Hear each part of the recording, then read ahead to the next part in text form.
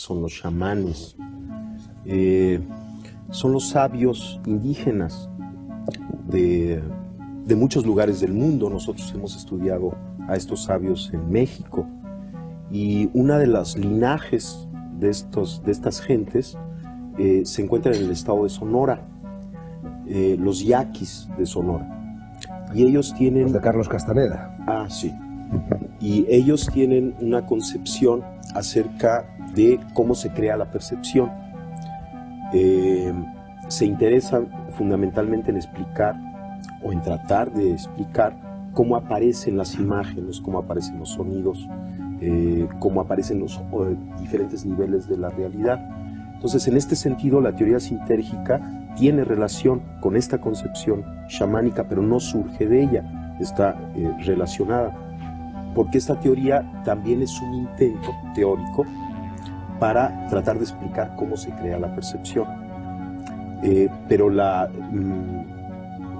nomenclatura que utiliza es diferente a la que utilizan los chamanes, aunque las conclusiones son muy similares. La teoría sintérgica afirma que existe una organización básica del espacio. Esta organización básica sería como una matriz, un enrejado, una celosía, cuyo estado fundamental es de total coherencia y simetría. En esto está de acuerdo también la física contemporánea. Cualquier modificación en esta matriz fundamental del espacio, un instrumento físico la detecta como una partícula elemental.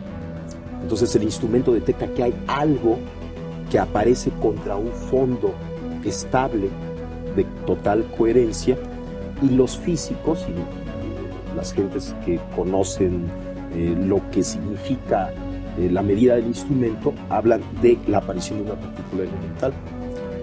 La idea es que las distorsiones de la latiz, sobre todo las distorsiones complejas, son lo que podemos denominar objetos. La teoría sintérgica afirma que el cerebro humano es capaz de distorsionar la estructura de la latiz en la forma más compleja conocida en el universo, y esta distorsión compleja de la latiz constituye la realidad perceptual, de tal forma que cada una de las actividades neuronales constituye una microdistorsión de la latiz.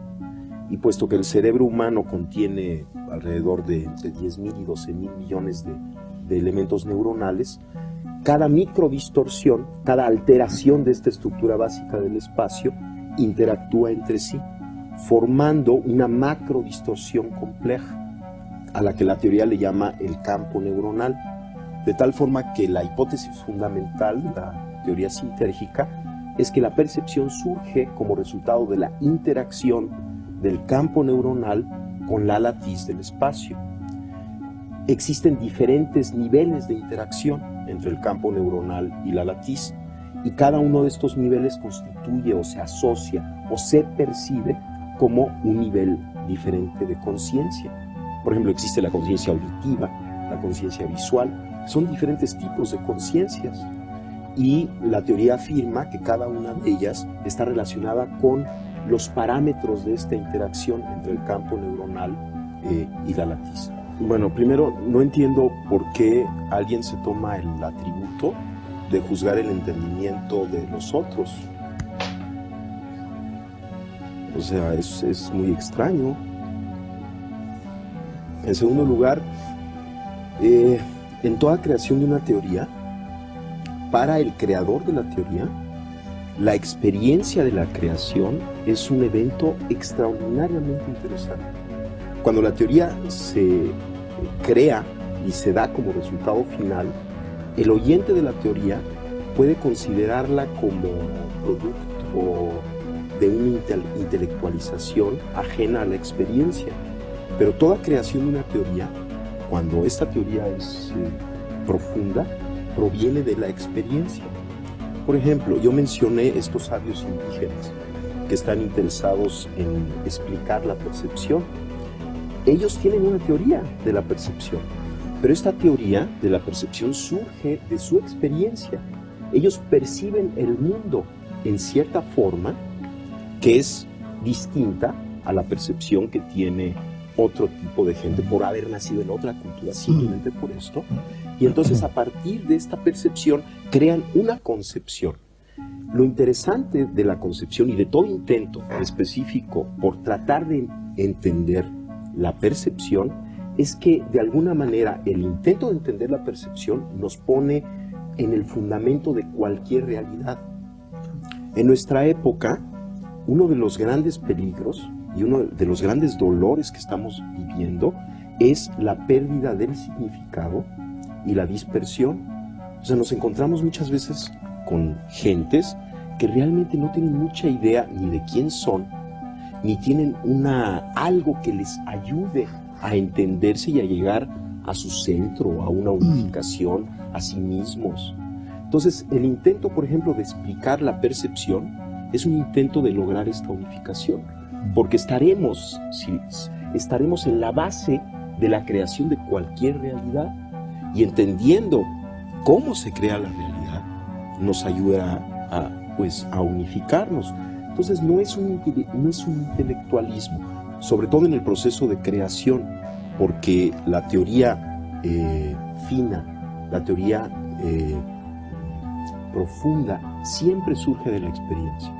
Yo quisiera dar dos consejos, pero antes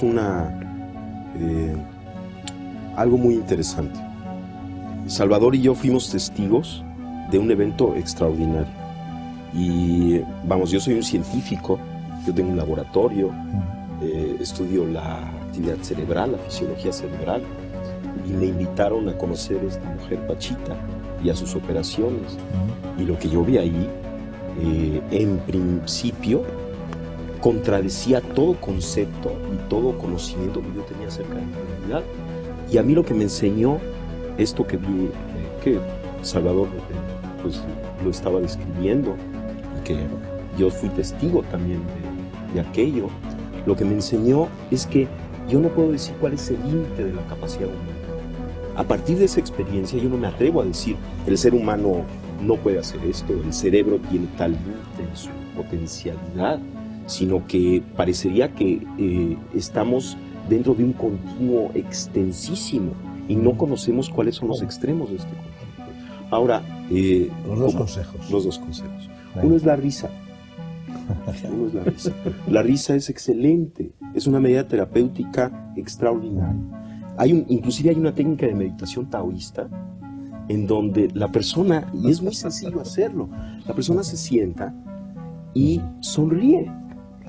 Inténtenlo. Sonríe con los ojos y la boca. O sea, realmente suba las comisiones.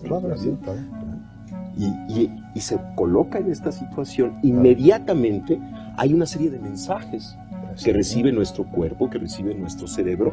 En primer lugar, todo está bien. Hay secreciones hormonales dadas por el cambio de fisonomía que producen un mejoramiento extraordinario de todos los sistemas fisiológicos. Ese es uno de los consejos. Reírse. Mientras más nos riamos, mientras más nos demos buenas señales a nosotros mismos, vamos a estar más sanos. Y el segundo es la observación, que quizá en combinación con la risa pueda ser una medida terapéutica excelente. Somos capaces de observar inclusive aquello que pensamos que no se puede observar. Por ejemplo, en principio pensamos que no podemos observar nuestra actividad cerebral, y sin embargo hay una técnica budista, el Vipassana, que enseña a una persona que la practica a observar su propia actividad cerebral. Y esta es una experiencia, sobre todo para un neurofisiólogo, extraordinaria. El darse cuenta de que tiene un mecanismo de observación que le permite, por ejemplo, ver su propio cerebro. No solamente su propio cerebro, su actividad glandular, que le permite sentir su cuerpo parte por parte hasta lograr tener una imagen corporal unificada. Y lo que sabemos, y a partir de estas técnicas, es que el hecho de observar, por ejemplo, un tejido enfermo, un dolor, y observarlo con ecuanimidad, con calma, tiene un efecto de sanación. Entonces este es el segundo